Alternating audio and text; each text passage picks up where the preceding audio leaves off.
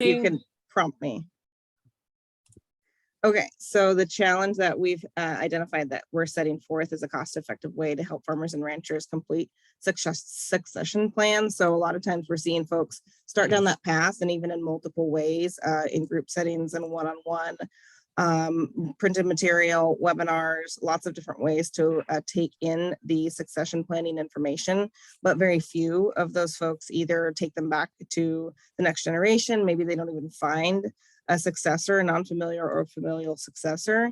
And if they do take that back, how many of them actually get to the point of completing those? And as much as the process is helpful, if we don't complete the process, or if they don't complete the process, it reduces the effectiveness of the succession plan itself. And so we're really struggling to make sure that there's a high number of folks that are completing the succession plans that they put forth or that their operation needs.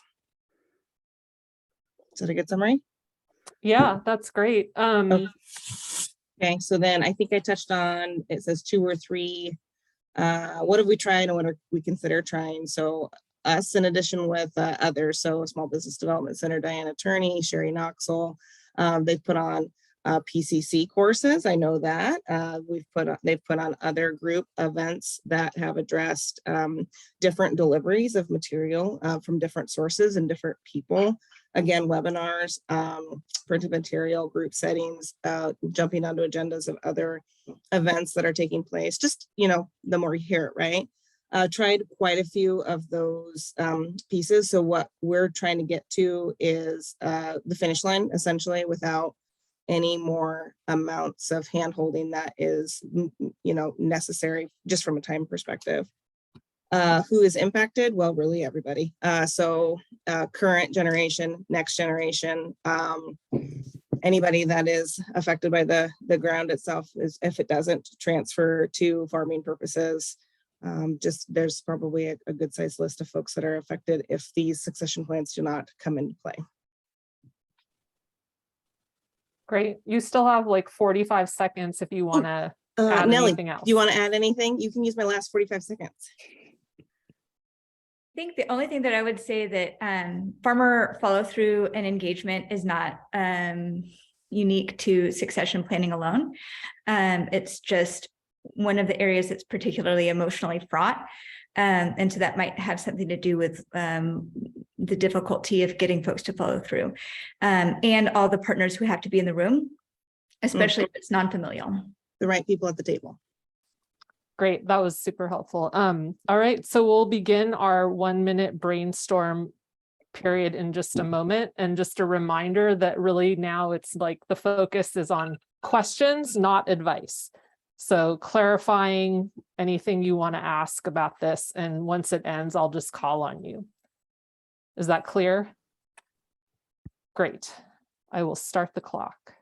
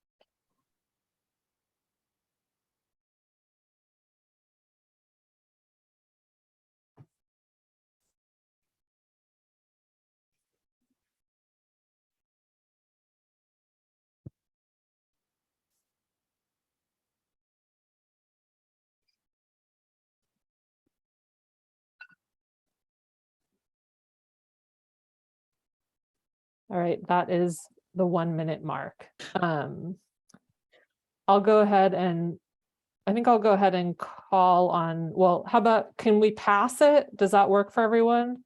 Like you go and then pass it to someone else? Great, okay. Anyone want to start with a question? You have 3 minutes to question Andrea.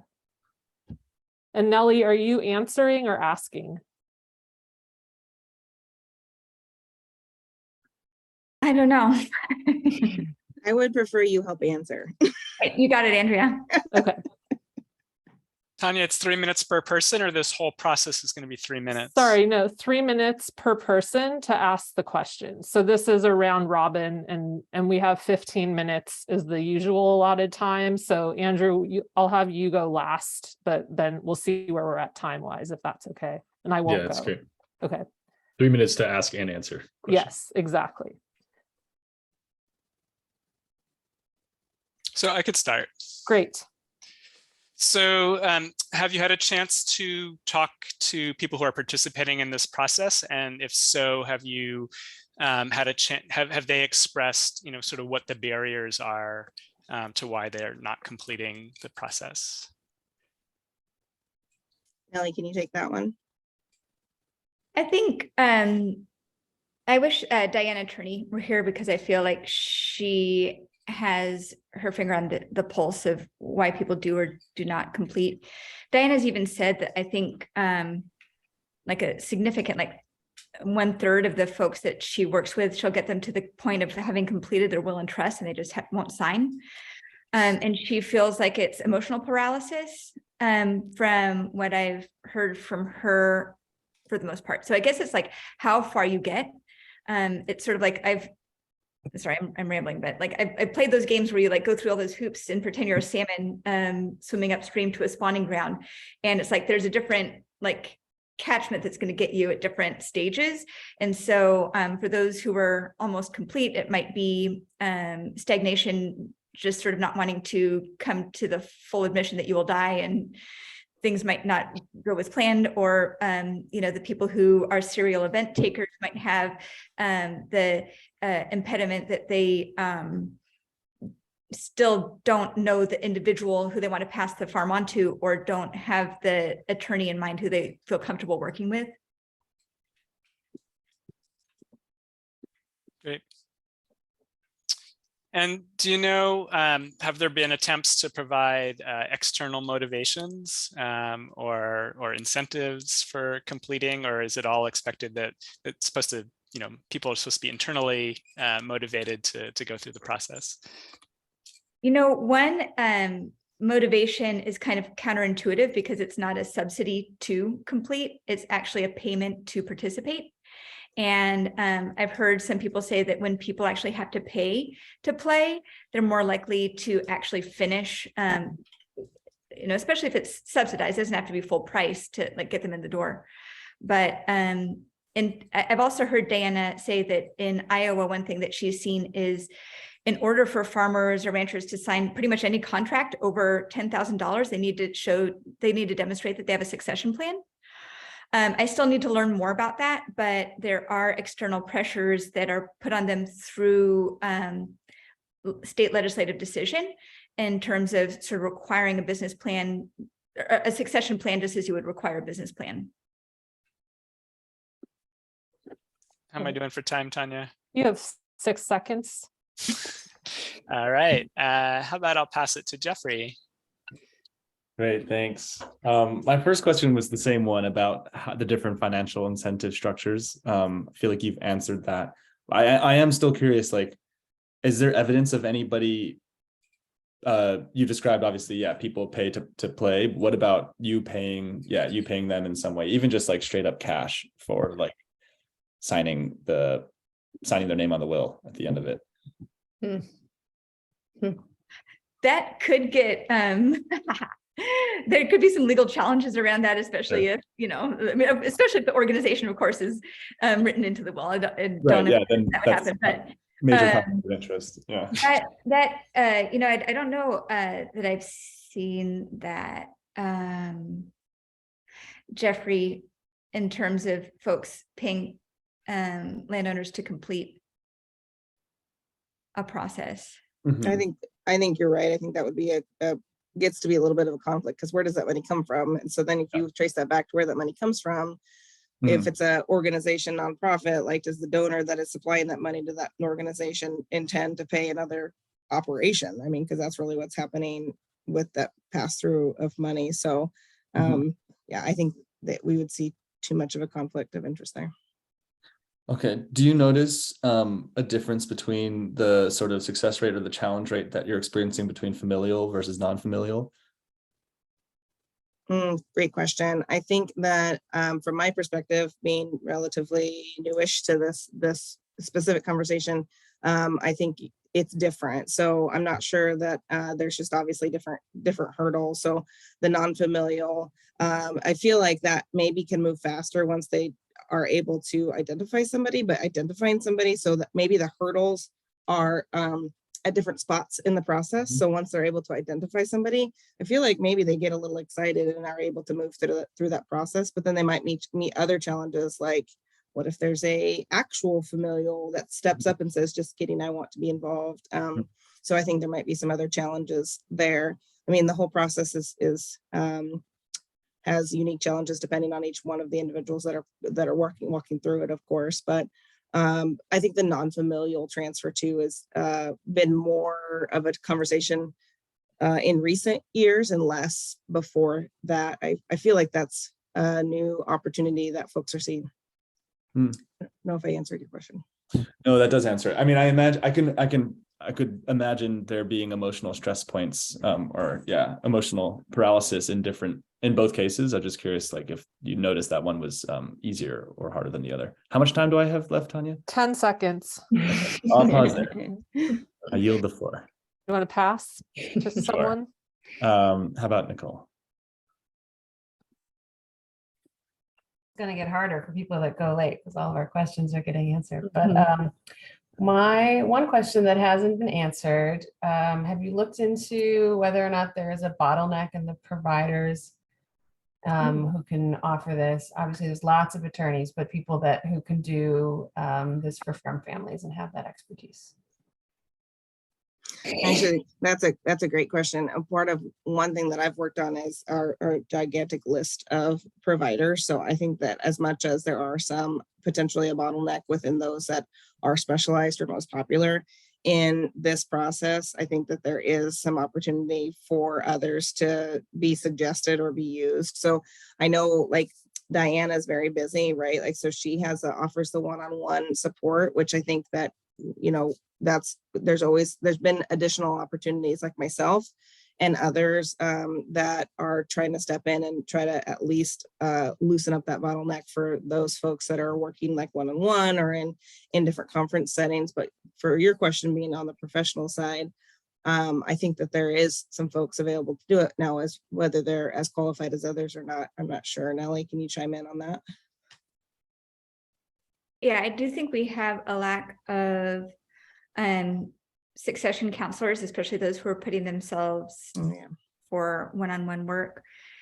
Diana's doing a great job of that too, but she's working 100 hours a week and, you know, or has at times. And so it's really not sustainable for her. It's also probably, you know, it's good for the succession of that program to have multiple people who are doing that work. I think there are people who are offering it in a private capacity, so costing more money, so maybe have a limited number of clients. And I don't know the quality of their work or like the full range. You know, some of them might just be for the emotional aspect, but not for the financial. So there isn't a wraparound that I know of like Diana.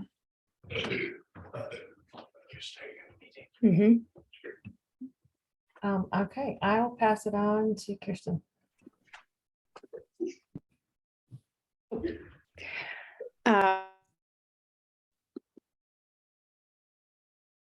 You're still on mute. Sorry, I thought I did the other. Thank you. Sometimes I feel like there's a lot of value in getting very specialized, but I think also sometimes there's a lot of value in stepping back. And so I'm wondering, in the greater industry of like wills and trusts, where there's a lot more money getting put to trying to move people through this process, if there's anything that could be learned, or if there's there's been any conversation with like, where are those barriers to getting people to sign? Like, is this unique to farming or farmland succession, or maybe not? And that there's probably been a lot more money spent on trying to hone in how to address any of those barriers that maybe could be applied? Nellie, can you chime in? Yeah, great thoughts, Kristen. I think a lot of what we see in farmers is similar to small business and family-owned business. For that reason, Austin Family Business Program had been a great resource, but they haven't really been getting much attention from OSU. From what I understand, the new dean of the College of Business hasn't wanted to really invest in that program, period. And for a decade, they hadn't really been investing in one-on-one. I know that there's like the Oregon Manufacturers Association or something that had like a smaller family business succession program that provided some of that one-on-one support. But I do feel that there are parallels in family business. You know, the main difference being the land. You know, most people don't live on their family business unless you're in agriculture, and so that can create unique emotional challenges too.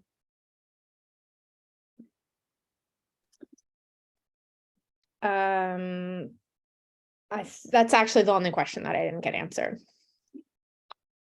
All I'll right, refrain from. Greg, then you're up. Well, first of all, I love this process. I've never seen it before. Just challenge clinic. My questions really were about talking to people participating to see what their barriers were, and then the parallel, because I came out of a family business that nobody wanted. It was not agriculture, but so I think my questions have been asked and answered. It seemed like Rich and maybe Jeffrey might have had other additional questions, so that might be more useful than me babbling longer. All right, well, I'll open it up. It sounds like you're forfeiting your rest of your time. So I'll see if Andrew, first of all, do you want to throw anything in as a question? I know you weren't thinking of it. Yeah, I have one just kind of quick question. Have you, with folks who've completed succession plans, farm owners, is there any kind of unique characteristic or demographic for those folks who are going through the whole process?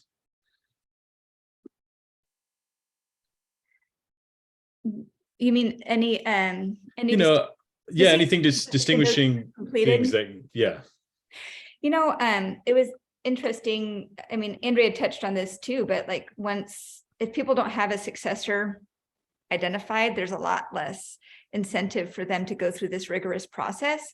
I mean, what's it to them who owns it or how their kids divide up the money if they don't know who is going to be taking on the management aspect of it? It just, you know, they might have some investment in that, but it's hard to conceptualize or to invest some of your very like limited time in that process. So I do think that folks who've identified someone and the enthusiasm of that next generation and their preparedness to do it make a difference. I think also people's commitment to the land or the community or agriculture or just something beyond the business aspect, like the pure financial aspect of it, makes folks willing to engage in the process for something bigger than themselves. I'm going to cheat and throw in a question because I can't help myself, kind of tied to that, which is just what your prerequisites are and whether how you look at the prerequisites in connection to your success rate. Prerequisites for what, Tanya? Like for being part of this process of doing, like, you have some kind of succession planning intake, I assume, or, you know, I don't know what it looks like, but you're measuring success of someone who starts the process. So what's the entry point and what's the prerequisite to that entry point? So I think maybe, are you referring to when Nellie had talked about Diana saying only about a third of them completed? Is that what you're thinking? Yeah, and just the answer to that last question sounds like there's some people who might not maybe be I just was questioning, like, is there a point of readiness for the program and how have you identified that? I think Diana would probably rather change how people conceive of their readiness for the program. It's almost like as soon as you've taken over the farm, it's time to start thinking about your own succession plan. I think Diana would much rather not have the average age of her class being like 80 years old. And so, you know, I don't think that she has prerequisites that sort of all comers. I think it often is depending upon the eldest generation and whether they feel ready or energetic enough to engage. And the younger generation sort of might feel powerless to start that conversation on their own. Mhm. Yeah, I think I would chime into that too. In the conversations that I've had, it's basically who's on first to a certain extent, like who starts a conversation, whose responsibility is it? Is it the next generation to start the conversation, or is the elder generation will say to start that conversation? I think that that's an initial stop block. I don't think that actually is related to your question, Tanya, but I think that is definitely a factor in that. One thing that I thought was interesting from a readiness standpoint is Sherry Knoxville did a class through PCC the other day that was literally designed for people who are just even thinking about it. So I think it's important part of the conversation to identify in like buckets or like areas or bubbles or whatever, like where you're at in that conversation or that thought process in order to move through that process. Because I mean, we don't want you contacting an attorney before you've even talked to whoever, you know, needs to be at the table. So, or you know, maybe that is the case, but nonetheless, it's like trying to figure out where you're at to be able to move through that process in an orderly fashion. So that readiness piece is important. Great, thank you. I think unless there's any other like burning clarifying question, we can start our 3-minute quiet brainstorm. Does anyone else have any last clarification? Just something quick. So I've heard in terms of the support that might be required for people going through this process, I heard kind of emotional support, I heard financial, I heard legal. Are there other components to it besides those three, or are those the kind of the three primary components? Those are probably the big general bubbles. Okay. Emotional, financial, legal. I'd say also project management. Interesting. Yeah, makes sense. And maybe connection to a successor, if that is applicable to the person. Thanks. Great. So we'll start our 3-minute brainstorm, and I'm going to read you the actual prompt from the paper so I get it right, which just says that you should write down your input, which is feedback, ideas, and advice.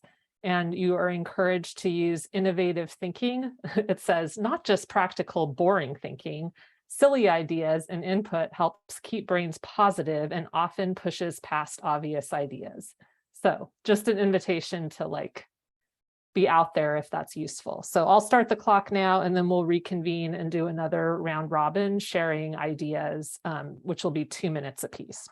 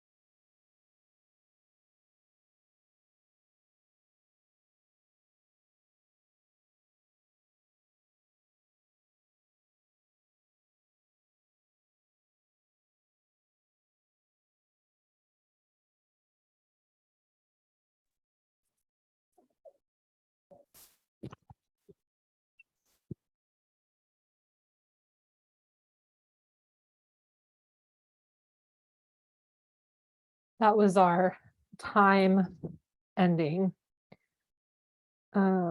So now we repeat this process, but focus more on sharing any ideas that came to you that you want to share. And we can always add, if we don't get to all your ideas, we can always like add little bits to the Word document. So yeah, we'll just cover what we can with the 2 minutes per person. Let's see. Anyone want to kick this round off?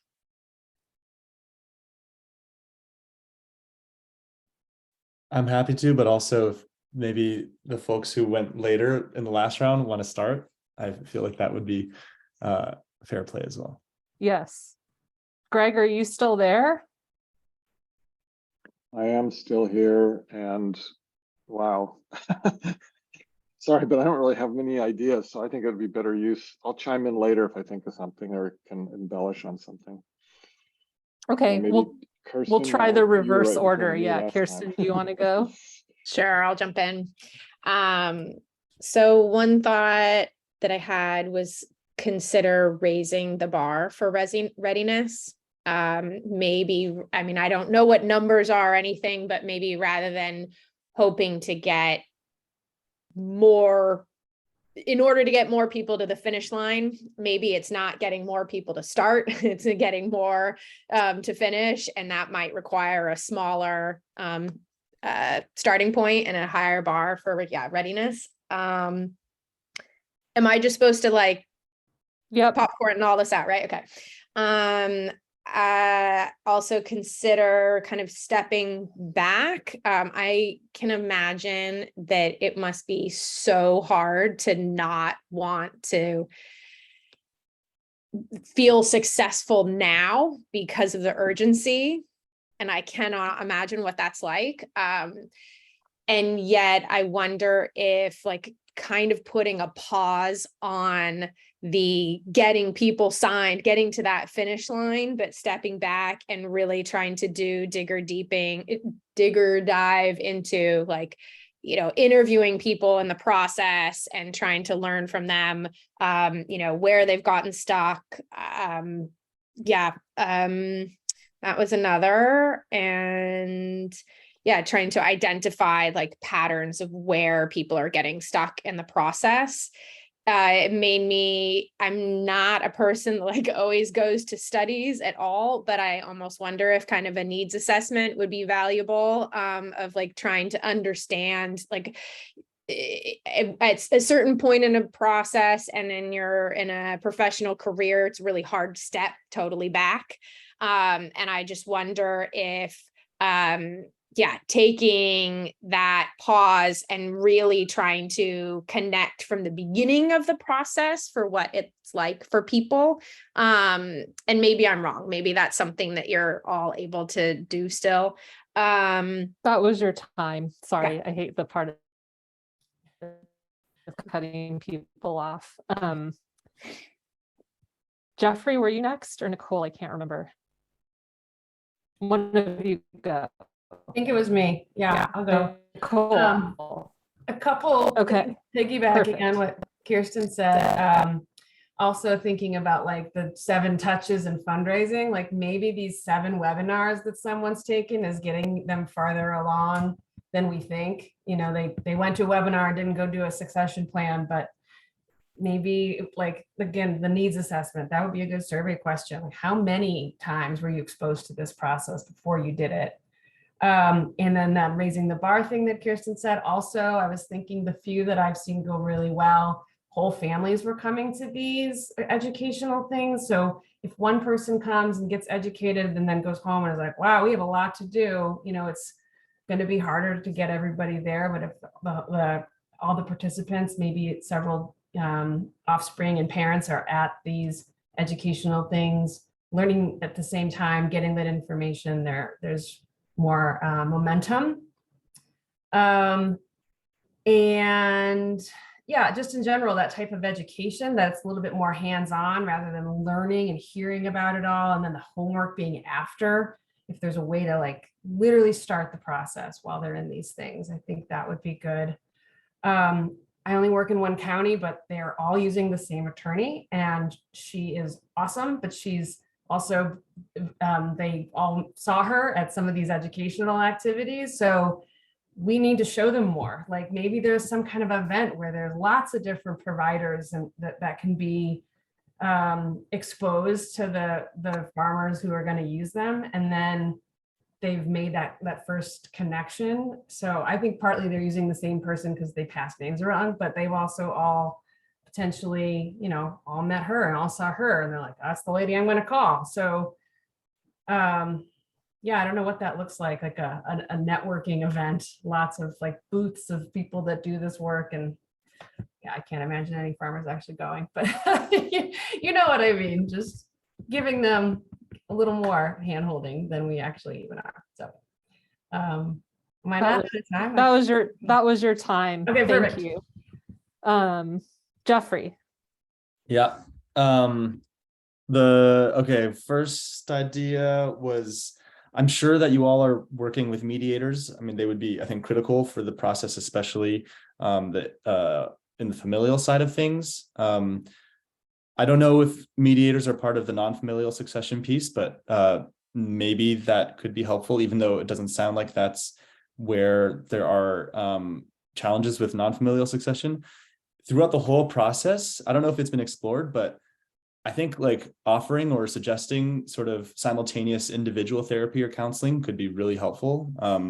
It might be really tough for that like generation, that population to go to therapy sessions, but maybe you just say like, hey, if you want to participate in this, you have to go to therapy as well. And if you don't believe in it or whatever, then nothing's going to happen to you.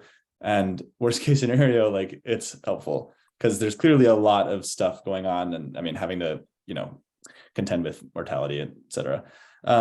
Project management software, just mentioning the project management being one of the challenges of it. I think probably everybody has a different way of looking at this stuff. And for me, I get overwhelmed with the number of tasks that need to happen, especially if it's taking place over like a minimum of a few years, as Diana has described it to me. If someone's like really diligent, it takes like at least 2 years. That's a long time to like be managing all these different tasks.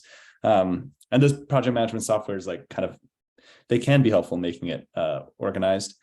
I think in terms of like in the case of non-familial succession, connecting and like finding those connections to potential successors, obviously like with the Changing Hands workshops and with our work together, like the Rogue Farm Corps and FOF and OAT and you know, this larger network, we are trying to do a lot of that. I would like to see, generally speaking, like networking more normalized.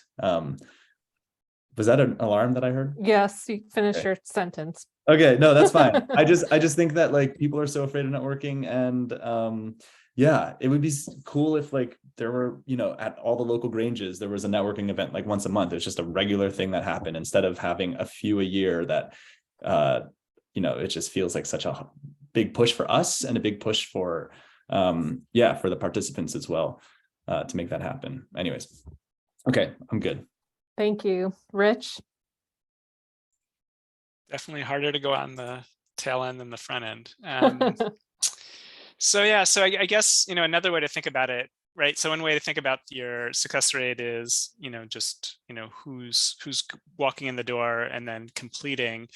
But, you know, maybe just thinking about success more broadly, right? And that the process might take a long time to get people through the entire process, and thinking about just sort of like smaller milestones, and can people move across those milestones at least, and even if they didn't quite get to the end, you know, just being engaged in the process might have value in the bigger picture. Let's see. So just it sounds like there's, you know, there are people coming from different disciplines, and just you know, if it's not already happening, making sure that those people are supporting one another and making referrals to one another, and use, you know, like, yes, you know, I can talk to you about finances, but I've got this great person who can, you know, help with the, you know, the mediation or the project management, whatever those other pieces are, and just having an ecosystem of technical, you know, service providers who can help support this process. And then just sharing success stories as motivators, and just, just both on the, I guess, maybe, yeah, just as a way to get people inspired to want to participate. And then back to the needs assessment, people, that was mentioned earlier, just, what motivates people to engage in the process? What are they looking for? What are their, barriers? What are their fears, concerns? What inspires them? And just really trying to speak to those things. So. I'll stop there. Wow, you always end with 5 or 6 seconds. Well done. Andrew, do you want to throw anything in? Yeah, one idea that's different here is just, and maybe this is more of a question because I don't know the the background or details on this, but how does this play in? Like, how can retirement and talking about retirement play into this and helping folks set up a system where they retire? I was just thinking about the cost of the next generation getting into the business and buying the land and support for that next generation, and then how can it support that? Yeah, I assume that this business is basically a lot of these farmers' retirement, and so in the incentive being, hey, if you can figure this out, you can retire and maybe if they want to earlier, or yeah, just thinking about that retirement piece. Great, thank you. My only addition would be wondering if you can't pay people to finish, but could you like pay farmers to be mentors, but for the emotional part? So like not so much the technical, but more like kind of like a coaching mentor where they're sharing like, oh, I got over the hurdle of the pain points, because those are probably more universal. So Greg, I think you're still away, but if you're back, I don't think so. All right, so I guess we have 10 minutes. Should we just do let's do 5 minutes at least of Andrea and Nellie if you want to comment or ask any more about anything you heard, and then we can wrap up the meeting. I'll start. One thing I really appreciate was Rich's comment about considering different pieces of success more broadly. Like that's kind of one of my big deals is it's the succession is this huge looming monster, right? And so that's why people don't start, because they can't finish tomorrow. And so they can't fathom the process or whatnot. And so I really appreciate the small bites and breaking that down into something that is manageable to people, no matter where they're at, really meeting them where they're at and taking it from there. So that was one thing that Rich said that I really appreciated. Yeah, I appreciated everybody's comments. I mean, I think, I think especially as we're starting and really launching our education program with Andrea's work, what Kirsten said really stood out to me. I think we're sort of wrapped up in the urgency of the moment, but we haven't really taken a step back to think about how we're addressing it. And so I think it is time to be doing that. And yeah, I think what Jeffrey was saying about therapy for everyone involved and sort of normalizing the fact that this really hard work is really important to do. I mean, I think everyone had really insightful comments, and I'm looking forward to just sort of sitting with the notes here and steeping in that. I mean, when Tanya and I first talked about this, she was like, that's a problem for everyone. And I was like, yes, and it remains a problem. So, I mean, and all of us have experienced it. So it'll be really interesting to see what everybody's perspectives are. And Nicole too, I think I'm thinking about the one attorney that all the farmers and ranchers go to. I mean, we're guilty of that too in our referrals. And so part of what Andrea is doing is making sure that our referral list is broader and that we have, that we're fulfilling our responsibility as a nonprofit to not give financial benefit to anyone for profit, but we're also giving other attorneys around the state who have growing interest in serving this clientele the opportunity to do that. On that same, Nicole's comment about multiple touches, we might be getting them farther than we think we are. I think that that's important too, because I think we maybe don't see it in the moment, right? Like can't see the forest through the trees situation. So I appreciate that. Great. I'll just open it up if anyone else has any additional comments or thoughts they'd like to share on the process either. So, or, you know, this particular challenge clinic or the process.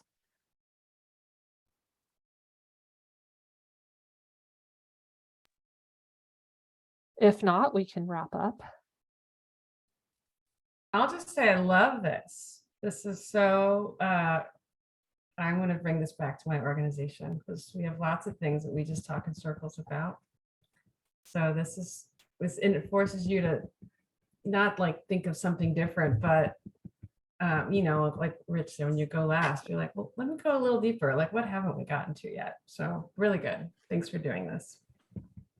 Yeah, thank you, Tanya, for bringing this to the working group. I look forward to doing more of these in different spaces. Yeah, well, thanks everyone for being game. And I just think it's a fun way to go a little deeper than like what sometimes feels like more of like a laundry list of updates, and kind of get a little more familiar with each other's work. So, and there are parallels I find. I do have some, you know, farmer follow through is not always happening in my world either, as some of you know. We did a challenge clinic on that. All right, anything Rich, or sorry, Andrew, for the remaining meeting notes? No, or... I think this is great. I think with this subgroup, we can bring this up again and ask the broader list if there's other topics that we can do another one of these. I think from what I gathered with the conversations with folks in the network and in this subgroup about the focus. So you all completed a survey a while back on what we're working on here. And I think getting a better sense of where all the different kind of work overlaps and doesn't overlap between the subgroups. I do think that this space that we've created here is best served if it's a little more broad and includes stuff like this succession and land issues and farm viability and the more like business focused stuff. So I think we'll just be very conscious about making sure we cover the breadth of topics in this space. If that sounds good, we can have a deeper conversation about that in a future meeting.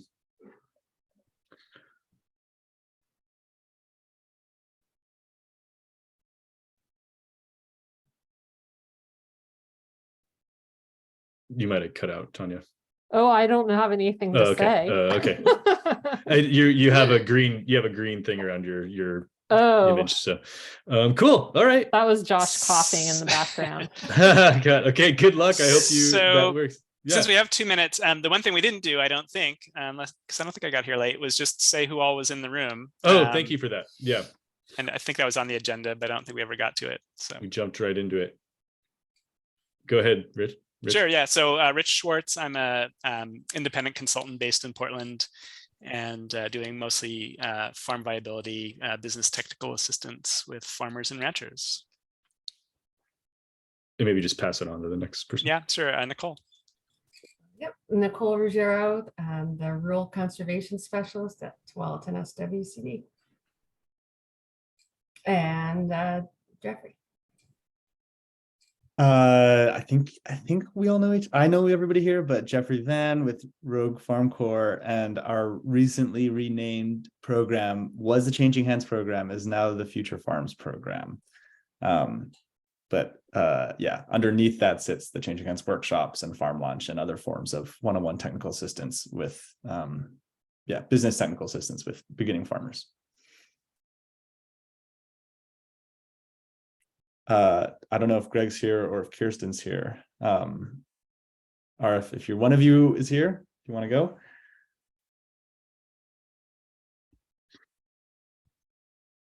Kirsten's with 10 Rivers Food Web, I believe. And Greg, 1000 Friends of Oregon. Cool. Sorry, I had to step away for a call.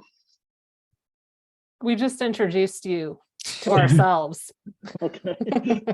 Good to meet you. Likewise. Okay, I'll pass it to Tanya then.